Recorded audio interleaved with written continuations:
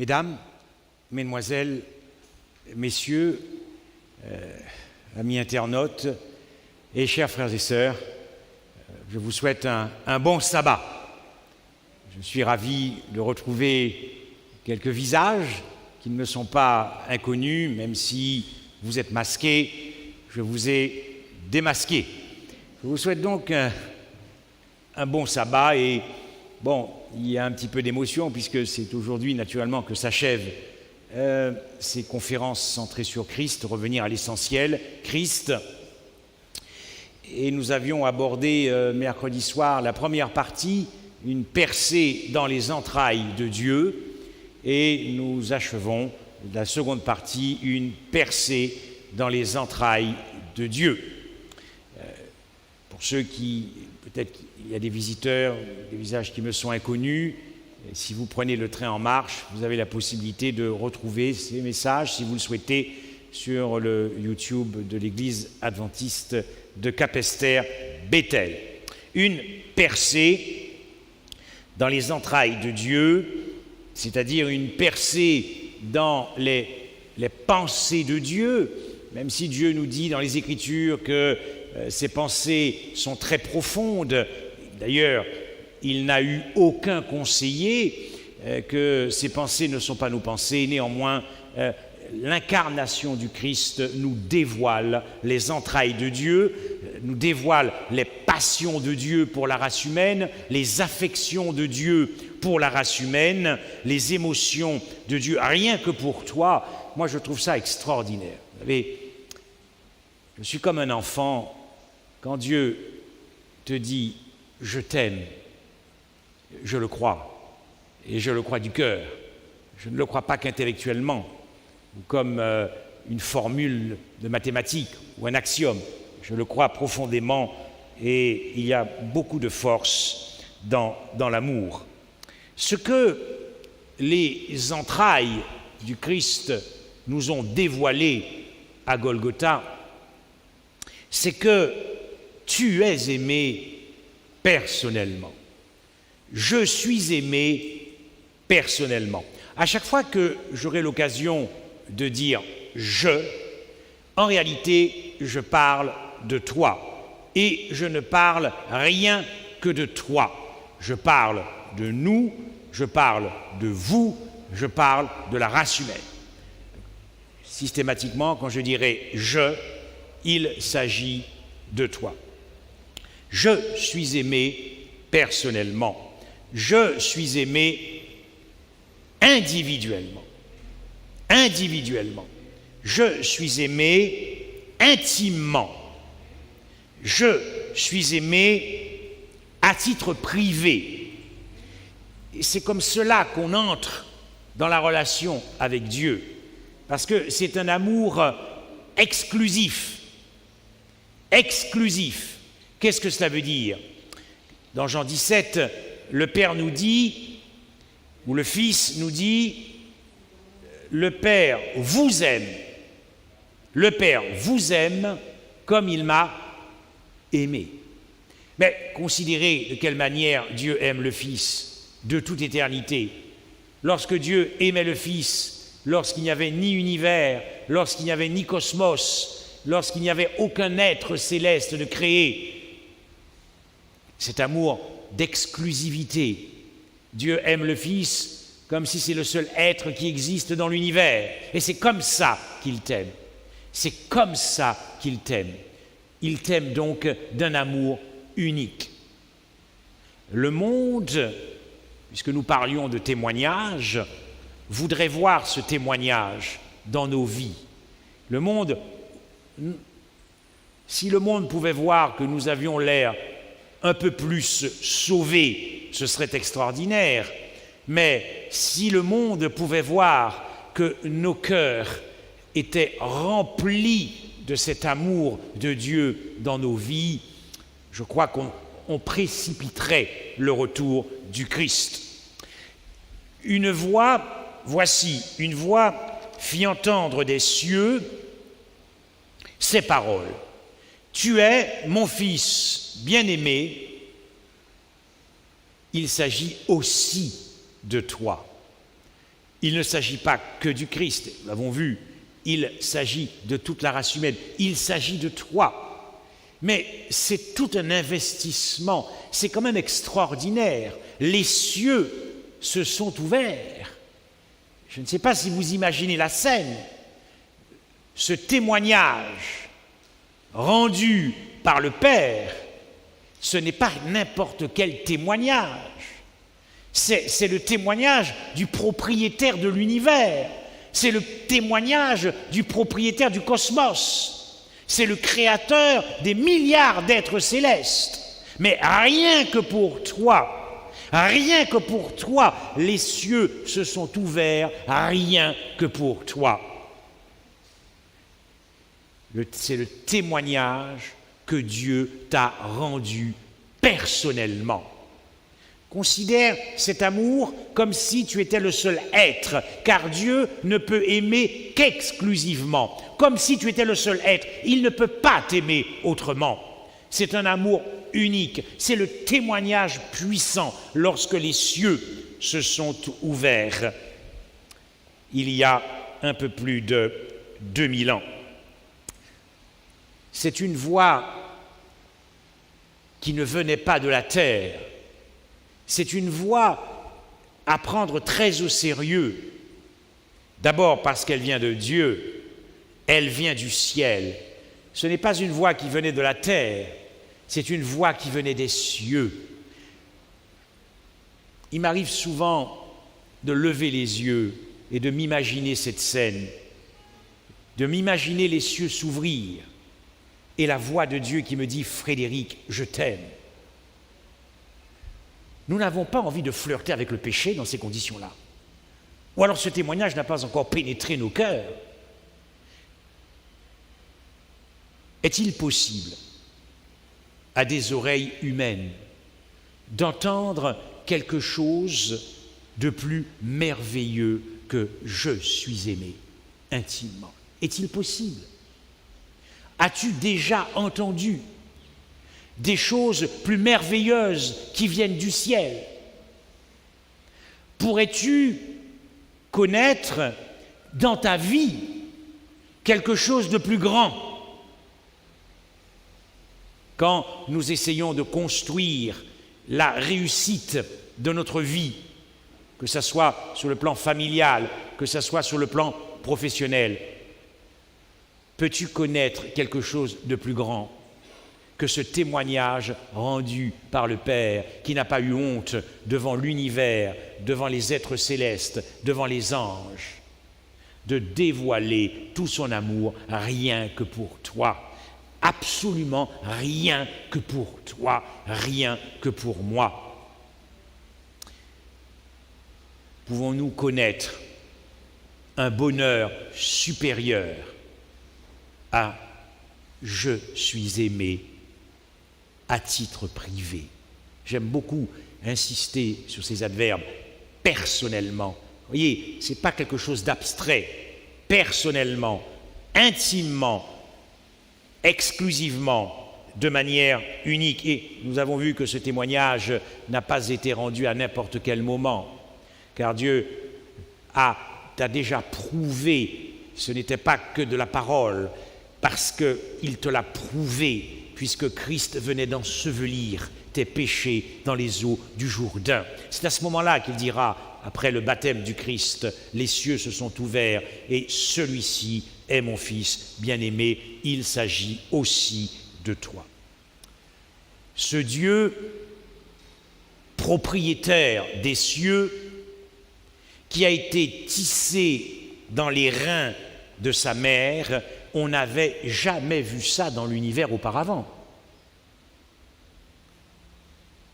Je ne sais pas si l'incarnation du Christ vous bouleverse encore, bien qu'il y ait encore beaucoup de mystères à découvrir.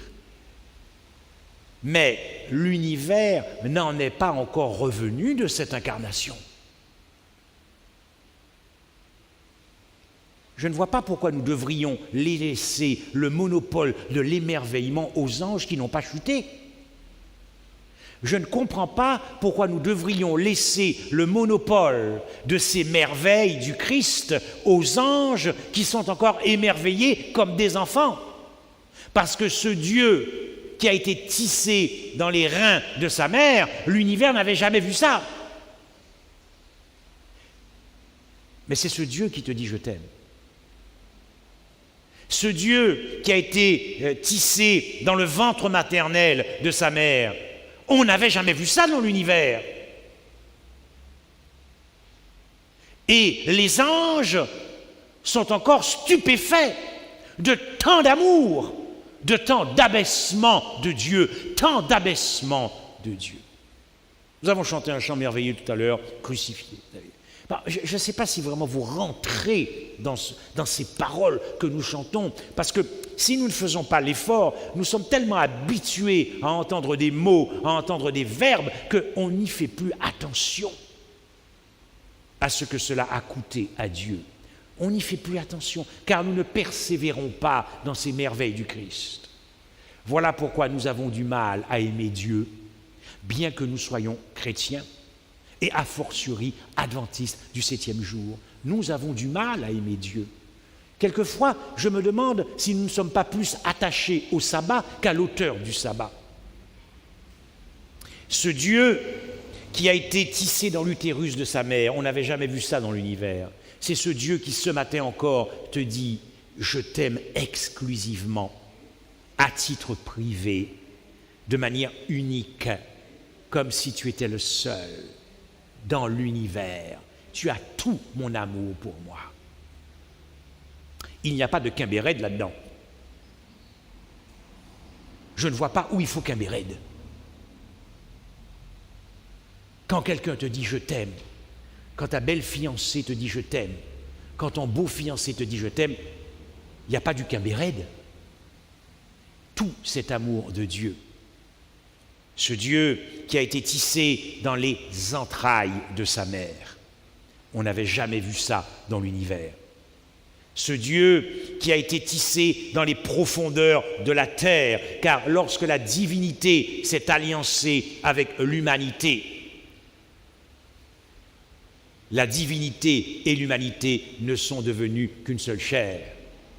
Mais ce que l'univers n'avait jamais vu, c'est que ce Dieu propriétaire du cosmos, devenu un nourrisson à la mamelle de sa mère, c'est lui qui te dit « je t'aime ». Les preuves sont là. Ah, mais quelles preuves? Les preuves sont là. Si ces preuves n'ont pas convaincu vos cœurs, Dieu n'a pas d'autre preuve. Dieu n'a pas d'autre preuve que son incarnation, sa vie, sa mort et sa résurrection. Si ces preuves n'ébranlent pas vos cœurs, Dieu ne peut plus rien faire pour vous. De la même manière qu'à un moment donné, Dieu ne pouvait plus rien faire pour Lucifer, pour le ramener à la raison. Ne croyez pas que, bien qu'il soit écrit que rien n'était possible à Dieu, mais Dieu ne s'impose pas dans le cœur de sa créature. Lorsque la créature comprend à quel point elle est aimée, elle rend gloire à Dieu, mais Dieu ne cherche pas la gloire. Dieu n'est pas un Dieu qui cherche la gloire. Dans le rendez-lui gloire, ce n'est pas Dieu qui absolument... Mais non, puisqu'il est ton esclave, il ne peut pas chercher la gloire. Mais rendez gloire à Dieu, c'est quand l'agneau pèse dans ta vie lourd, c'est là que tu rends gloire à Dieu.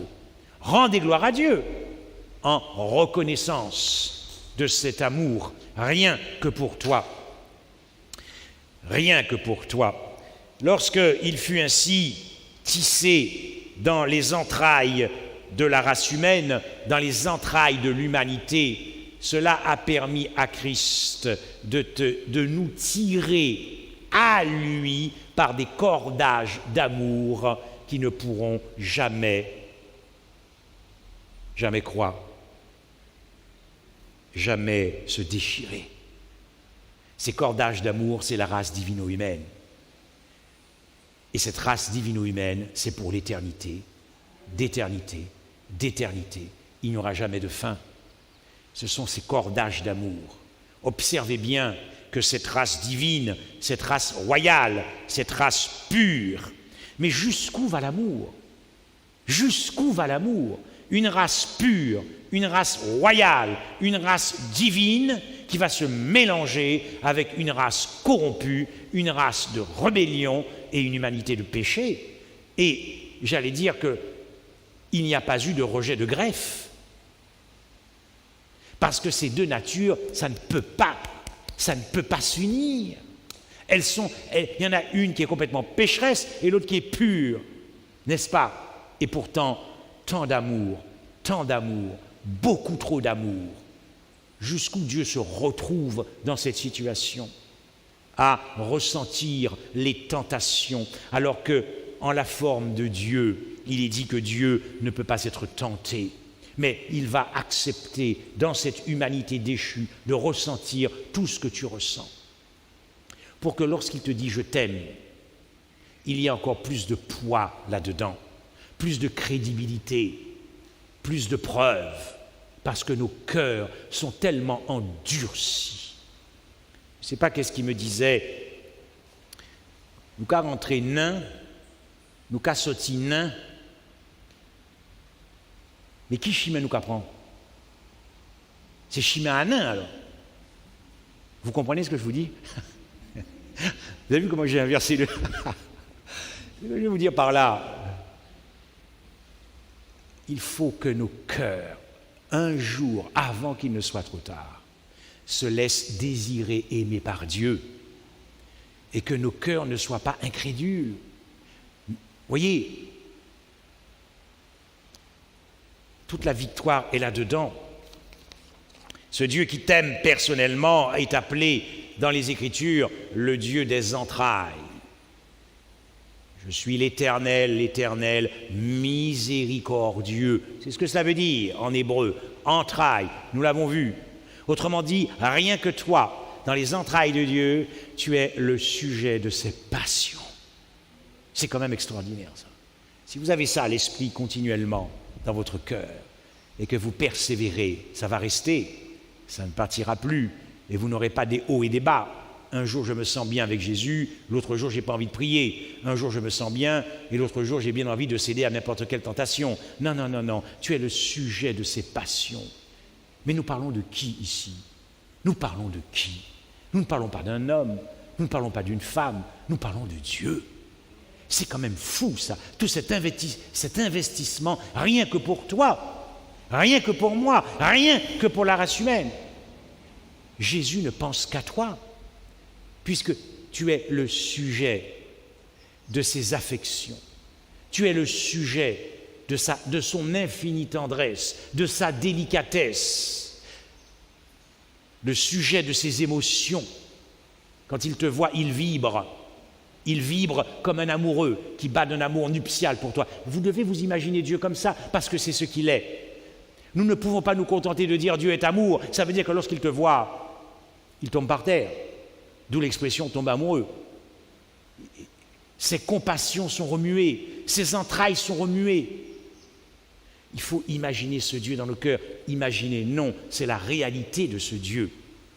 C'est la réalité. Tu es le sujet de tout. Parce que la femme, lorsqu'elle porte un enfant, cet enfant est le fruit de ses entrailles. L'enfant n'est pas les entrailles de la femme. Mais Dieu nous dit dans sa parole que tu es plus que le fruit de ses entrailles. Il te considère comme ses propres entrailles. C'est pas comme ça qu'il parle aux anges. C'est pas comme ça qu'il parle aux autres habitants des mondes. Il ne parle de cela qu'à l'homme, qu'à toi. Quelle sécurité, quelle paix, quelle force, quelle joie de se sentir aimé à ce point par ce Dieu qui bouillonne d'amour pour toi dans ses entrailles. Les femmes enceintes peuvent comprendre ce que je vais dire, mieux que moi-même d'ailleurs. Lorsque vous portez un enfant, Dieu te porte en lui-même plus profondément qu'un enfant puisse être porté par sa mère dans les entrailles de sa mère. Dieu te porte encore plus profondément que ça, parce qu'il est amour. Une mère ne peut donner que de l'amour à son fils, mais elle n'est pas amour. Voilà pourquoi lorsque Dieu te porte, c'est encore plus profond, parce que lui, non seulement il t'aime, mais il t'aime d'amour, parce qu'il est amour. Tout cet amour. que l'ennemi veut voiler à la race humaine et aux croyants. Vous l'avez compris, cette voix qui se fit entendre des cieux, rien que pour toi, ce n'est pas de la blague. Et là, je voudrais m'adresser aux quelques jeunes qui sont dans cette salle, ou ceux peut-être qui m'écoutent. Ce n'est pas de la blague, cette affaire-là. Cet amour doit être pris au sérieux. Nous ne pouvons pas piétiner autant d'amour par la légèreté de nos existences. On ne peut pas piétiner un tel amour. Ce n'est pas du cinéma. Lorsque les cieux se sont ouverts, Dieu a pris très au sérieux. Il s'est engagé, il a fait ses preuves, il a pris ses responsabilités devant toi pour qu'il n'ait pas la bouche fermée devant toi, pour qu'il ne puisse avoir aucun reproche de sa créature. Ce n'est pas du cinéma, ce n'est pas du théâtre, ce n'est pas de la littérature, ce n'est pas de la métaphysique, ce n'est pas du blablabla. Alors pourquoi nous ne sommes pas plus amoureux du Christ? Si c'est vrai, et que nous le disons, et je parle pour moi-même d'abord, pourquoi nous ne sommes pas plus amoureux de l'amour? Il y a des hommes qui vont tromper leur femme pour trouver de l'amour, des femmes qui vont tromper leur mari pour trouver l'amour. Et pourquoi nous ne sommes pas plus amoureux du Christ? Tout le monde recherche l'amour. Tout le monde désire l'amour. Et lorsque cet amour se présente en inondation, en torrent, en fleuve, nous n'y croyons pas. Et nos cœurs restent durs. C'est parce que nous n'avons pas compris cet amour. L'homme a cette particularité de dire des choses qu'il ne comprend pas. De dire des choses parce qu'il a lu ça dans la Bible. Ça ne suffit pas. Il faut que ça pénètre vos cœurs. Sinon, nous resterons nains jusqu'à la fin. Il est rentré nain et il est parti nain sur le chemin des nains. C'est-à-dire qu'ils n'ont pas cherché à se laisser pénétrer par la grâce de Dieu. Si ce n'est que la vie éternelle qui vous intéresse, je vous le dis, vous êtes en danger de mort. S'il n'y a que ça qui vous intéresse, les églises sont déjà mortes spirituellement. Mais si c'est Christ qui vous intéresse, alors gloire à Dieu. Comme il est écrit, vous êtes proches du royaume des cieux. Vous êtes très proches du royaume des cieux, parce que l'amour change tout. L'amour change absolument tout. Ce n'est pas de la métaphysique, ce n'est pas de la philosophie. Ce témoignage de Dieu, ce n'est pas de la théologie. Quand j'entends par théologie, c'est un enseignement doctrinal, livresque, philosophico, tout ce que vous voulez. Non, c'est la raison d'être de l'Évangile. Je suis aimé intimement, exclusivement, c'est la raison d'être de l'Évangile. C'est ça l'incroyable bonne nouvelle de l'Évangile. Je ne connais pas dans l'univers une autre bonne nouvelle que d'être aimé par Dieu. Pourquoi?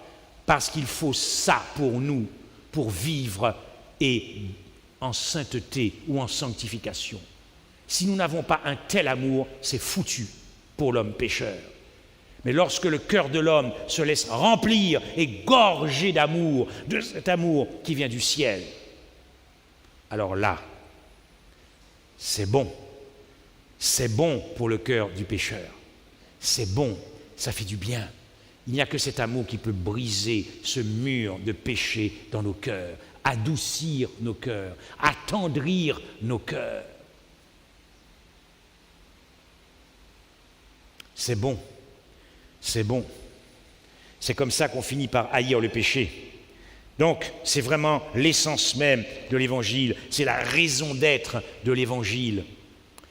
L'incroyable bonne nouvelle de l'Évangile, c'est que la mauvaise nouvelle est fausse. L'incroyable bonne nouvelle de l'Évangile, c'est que la mauvaise nouvelle est fausse. Et la mauvaise nouvelle, elle est mauvaise, elle est fausse parce qu'elle nous vient de la terre. Mais l'incroyable bonne nouvelle de l'Évangile, c'est que le ciel est descendu sur terre pour te dire « je t'aime ». Avec tous les sacrifices que nous sommes nous-mêmes incapables de faire pour Dieu. C'est quand même extraordinaire ça. Le ciel qui descend sur la terre. La mauvaise nouvelle, c'est que lorsque nous venons à l'existence sur cette planète, nous sommes enseignés. Quel est l'enseignement du monde? C'est que tu es un accident. Quand tu viens à l'existence, tu viens de nulle part. Ton existence, c'est le hasard. Ta vie, c'est le hasard. Tout au mieux, si le monde veut te donner une petite espérance, on te dira que tu descends du singe, avec la théorie de l'évolution. Ça, c'est l'incroyable mauvaise nouvelle. Mais c'est l'incroyable fausse nouvelle. Parce que l'incroyable bonne nouvelle, c'est que tu n'es pas un accident. Tu n'es pas orphelin dans l'univers. Tu as un Père et qui t'aime d'un amour infini. L'incroyable bonne nouvelle, c'est que lorsque tu ouvres la Bible, depuis la Genèse jusqu'à l'Apocalypse, on ne parle finalement, au travers des histoires d'hommes, de femmes, d'enfants, au travers l'histoire d'un peuple, au travers l'histoire de la race humaine, mais finalement on ne parle que de toi. Si j'étais athée et que je décidais un jour, uniquement pour ma culture personnelle, de lire ce livre, qu'est-ce que je constaterais d'abord? J'aurais l'impression qu'il n'y a que les hommes qui existent dans l'univers. On ne parle que de nous. Il y a des milliards d'êtres célestes dans l'univers. Des milliards d'êtres célestes. Il y a des milliards d'anges. Mais si je n'y connais rien à l'Évangile et que j'ouvre ce livre, que je considère comme un livre, mais je lui dis, mais comment ça se fait? On ne parle que de l'homme? On ne parle que de nous. Mais c'est quand même incroyable, ça. On ne parle que de toi. Moi, je trouve ça fort. J'aurais même du mal à imaginer, même si la Bible en parle par-ci et par-là, mais on ne parle tellement de toi qu'on pourrait se dire que Dieu ne s'intéresse qu'à toi. Et c'est vrai, parce que nous sommes la race d'Ish. Voilà pourquoi Dieu s'intéresse à nous et qu'il t'aime individuellement, de manière unique. Nous ferions un grand pas si vous et moi, nous sentions dans nos cœurs que nous sommes aimés de manière unique, comme nous pouvons aimer nos enfants de manière unique, même si nous en avons 2, 3, 4, 5. L'incroyable bonne nouvelle, c'est qu'effectivement, lorsque l'Évangile nous dévoile, lève le voile de l'éternité du passé, on ne parle que de toi. Nous prêchons la sagesse mystérieuse et cachée que Dieu avait destinée pour notre gloire, c'est-à-dire pour la tienne, pour ta gloire, avant les siècles. Donc on parlait de toi déjà dans les cours célestes, dans le cercle divin, avant les siècles. 1 Corinthiens 2 et le verset 7. Dans 2 Timothée 1 et le verset 8, il est écrit « Il nous a sauvés, non à cause de nos œuvres ou par nos œuvres, mais selon son dessein et selon la grâce qui nous a été donnée en Jésus-Christ avant les temps éternels. » Mais quand vous avez... C'est fort, ça. C'est puissant comme verset. Dans Tite 1, où est versets 1 et 2, à propos de la vie éternelle qui a été promise, il est écrit que lesquels reposent sur l'espérance de la vie éternelle promise dès les temps les plus anciens, qu'il a été immolé avant la fondation du monde. Pierre dira, mais vous avez été rachetés par le sang précieux, comme un agneau sans tache et sans défaut, prédestiné avant la fondation du monde. Dans Proverbe 8, il est dit, à propos de la sagesse, puisque c'est Christ qui personnifie la sagesse, ou c'est la sagesse qui est personnifiée par Christ, je t'ai établi dès l'éternité. Mais en hébreu, établir signifie libation, offrande.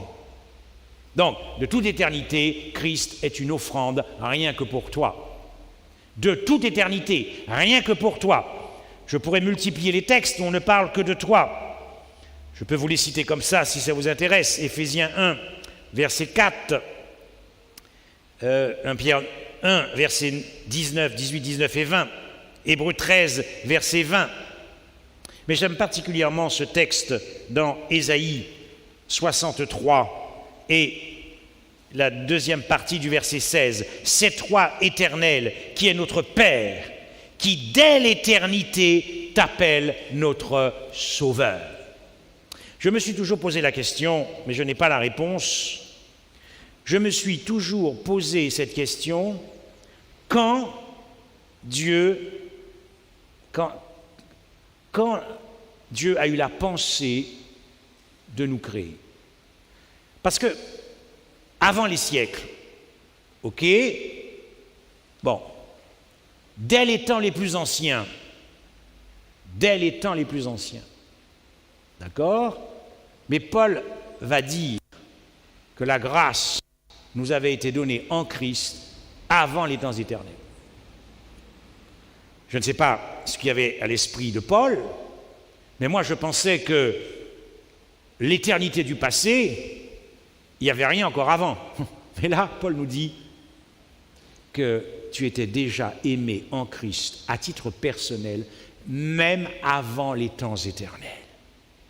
Que d'amour! Que d'amour! Trop d'amour! Parce que vous et moi, nous savons très bien que nous ne méritons pas autant d'amour. Ça s'appelle l'incroyable bonne nouvelle de l'Évangile. Cet amour, ces entrailles qui se dévoilent, cet amour de Dieu, c'est que, puisque tu es aimé exclusivement, puisque tu es aimé à titre privé, alors, chaque matin,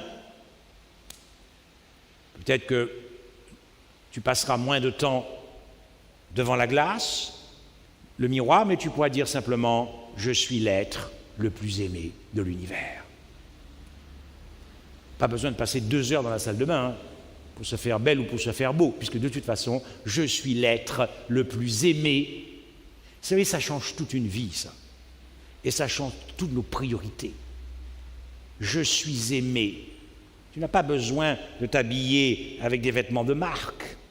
De toute façon, Christ avait juste une seule petite tenue. Mais puisque tu es aimé, tu es l'être le plus chéri, le plus précieux, tu n'as pas besoin de toute une apparence devant Dieu. Tu es aimé. Tu es aimé. Tu es l'être le plus désiré de l'univers. Ça, c'est vraiment la croix, ça. Parce que pour ne pas redescendre de la croix, il faut vraiment que tu sois l'être le plus désiré pour Dieu. Ce sont des réalités qui nous échappent. Quand nous chantons, crucifiés, voilà, vous voyez, on ne pense pas à tout ça. On ne pense pas à tout ça. On ne fait que suivre les chantres, voilà.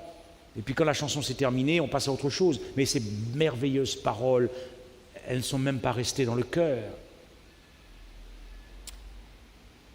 Tu es l'être le plus courtisé de l'univers. Tu es l'être le plus convoité de l'univers. Ça vous donne envie de passer du temps à prier, cette affaire-là? Ah ouais. Ça ne vous donne pas envie de dire « Seigneur, je te présente la journée, au nom de Jésus-Christ, c'est pour ta gloire. » Ah non. Quand tu as compris à quel point tu es aimé, tu passes du temps avec l'amour. Ou alors, il faut être maso. Il faut être maso. Tu passes du temps dans la parole de Dieu, c'est pas possible. Être aimé à ce point-là, mais j'en veux encore. Vous voyez, c'est ta relation qui va s'élever en qualité. Un amour qui serait offensé, l'amour de Dieu, si tu n'étais pas considéré comme l'être le plus précieux, le plus désiré et le plus désirable. L'amour de Dieu en serait offensé. Quoi que tu fasses, sache qu'il ne se fatiguera jamais de t'aimer. Ce que je vous dis là, c'est la vie éternelle. Parce que durant l'éternité, tu te sentiras aimé. Il n'y aura que de l'amour. Et nous irons d'amour en amour, de joie en joie, de bonheur en bonheur. Si donc nous ne sommes pas ébranlés maintenant, si nous ne sommes pas bouleversés maintenant, qu'est-ce que ça va être alors? si nous ne sommes pas ébranlés par cette voix qui descendait du ciel, vous pensez que vous le serez quand vous verrez Dieu en personne qui vous dira « je t'aime » ? Non, non. Ne croyez pas que c'est lorsque vous allez le voir et qu'il vous dira « je t'aime » que vous serez ébranlés. Non, non, non, ça c'est encore une séduction de l'ennemi. Si vous n'êtes pas ébranlés maintenant, vous ne le serez pas quand il reviendra. Parce que Dieu ne peut rien faire de plus, ce n'est pas quand tu vas le voir. Pas du tout. Quel remplissement de joie, quel remplissement de bonheur, quel remplissement de sécurité, quel remplissement de stabilité, quel remplissement de tranquillité, quand le cœur non seulement se sait aimer, non seulement lorsque le cœur se sent aimé, mais ressent tout cet amour. Ce n'est pas le chemin du nain qu'on emprunte là. On ne rentre pas nain et on ne sort pas nain quand on est rempli d'un tel amour. Parce que, oui, nous sommes tous en chemin, mais si c'est pour finir en nain, quel chemin avons-nous pris ? Quel chemin avons-nous pris ? Quel remplissement de bien-être, quel remplissement d'épanouissement. Observez bien comment Jésus-Christ a triomphé du conflit cosmique. Observez bien, parce que nous sommes les spécialistes pour annoncer au monde ce qui va se passer. Mais je ne sais pas si nous sommes des spécialistes pour y faire face. Je vais répéter ça. Nous sommes des spécialistes de l'eschatologie. Et nous sommes fiers d'être les spécialistes de la prophétie. Nous avons peut-être raison d'être fiers. OK. Mais est-ce que nous sommes les spécialistes pour y faire face quand la crise va venir? Est-ce que nous allons y faire face? Avec quelle arme allez-vous y faire face? C'est bien beau d'annoncer au monde ce qui va se passer. C'est bien beau, mais c'est autre chose que d'y faire face quand la crise viendra. Comment Jésus a-t-il triomphé? Lui qui avait annoncé l'heure de la puissance des ténèbres. Il avait prophétisé l'heure de la puissance. Mon heure n'est pas encore arrivée. Mon heure n'est pas encore arrivée. Puis il dit maintenant c'est votre heure. Plus de protection. Abandonné de Dieu. Plus de protection. Plus de protection des anges. C'était l'heure des pécheurs et l'heure de la puissance des ténèbres. Comment Christ a-t-il triomphé? Lorsque les pharisiens complotaient, lorsque les pharisiens voulaient le tuer, lorsqu'il était, oppressé par l'hypocrisie des pharisiens, oppressé par le désir des pharisiens de piéger Christ, de faire tomber Christ. Comment Christ triomphait-il face aux accusations de Satan? Comment Christ obtenait la victoire? Jésus disait: je suis aimé de mon Père. Waouh! Ah non, j'en ai les frissons. C'est comme ça qu'il triomphait. Ouais. Je ne sais pas si un jour mon banquier m'appelle, parce que généralement, quand les banquiers vous appellent, c'est qu'il y a un problème. Il n'y a que Dieu qu'on appelle quand ça ne va pas. Quand ça va bien, on le laisse tomber aussi. Mais disons que quand les banquiers nous appellent, c'est que ça va mal. C'est pour nous annoncer une mauvaise nouvelle sur le compte bancaire. N'est-ce pas? Eh bien, j'espère qu'un jour, je pourrai lui dire « Ok, mais monsieur le banquier, je suis aimé de mon Père. » Vous voyez, tout de suite, là, on ne part pas dans l'agitation, on ne part pas dans le stress, on vit sa foi dans les moments difficiles de l'existence. Ok, oui, mais je suis aimé. C'est comme ça que Christ a triomphé. Il n'a pas triomphé avec autre chose que ça. Par la foi en son amour pour son Père, sachant qu'il ressentait, il était gorgé d'amour. Je suis aimé. C'est comme ça qu'il mettait à néant toutes les accusations. Lorsqu'il dira dans Jean 5, verset 20, lorsqu'il était accusé par les Juifs qui voulaient le mettre à mort, Jésus répondait: car le Père aime le Fils. Il y a de la puissance dans l'amour. Car le Père aime le Fils. C'est comme ça que Jésus a triomphé. Il se savait aimé par son Père, il se sentait aimé par son Père, et il ressentait cet amour dans son cœur, cette union intime qu'il vivait. Il ressentait ça comme des frissons dans son être, et c'est comme ça qu'il a triomphé. Dans Jean 10, verset 17, le Père même, face à Satan, face aux démons, face aux pharisiens, face au cœur dur, quand il était déstabilisé, quand il sentait peut-être que ses émotions allaient commencer, le Père même le Père même.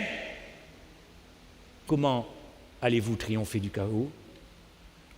Comment allons-nous faire face à la crise finale?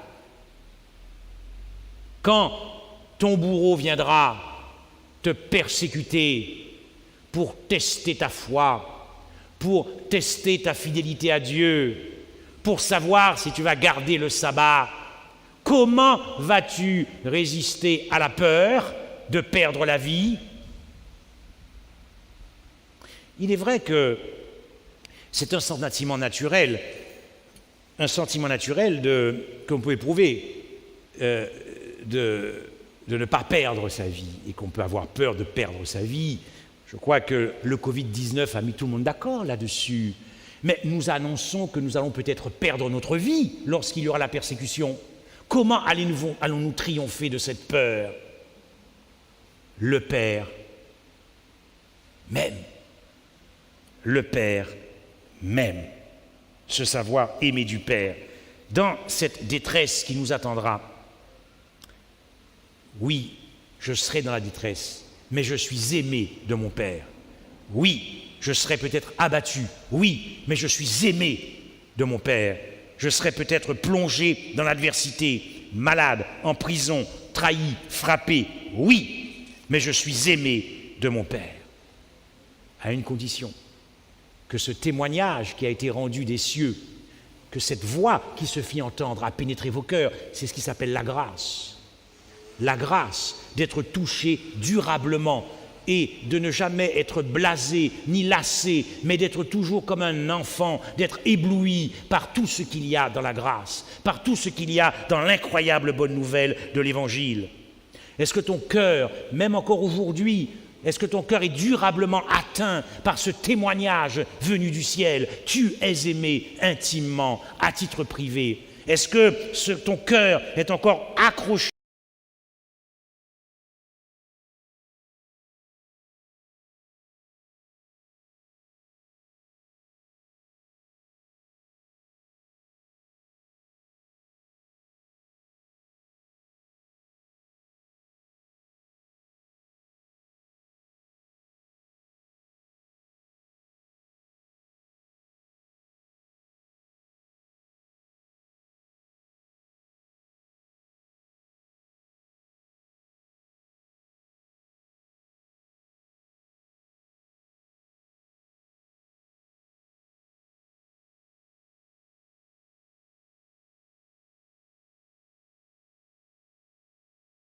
sont si difficiles?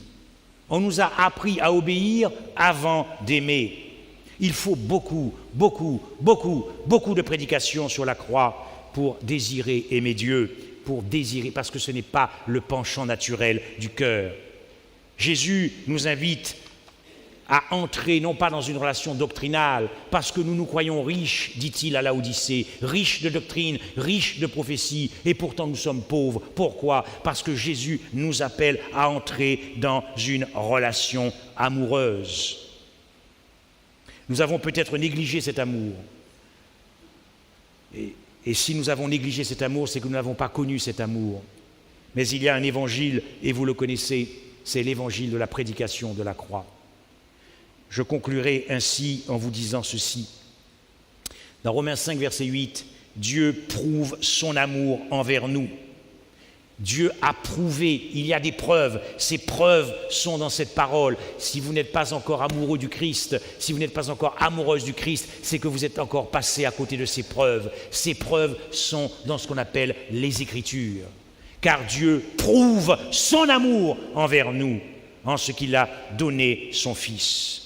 Aujourd'hui, ce que Jésus veut te dire à toi et à moi, nous l'avons dans le Cantique des Cantiques. Mets-moi comme un sceau sur ton cœur. Mets-moi comme un sceau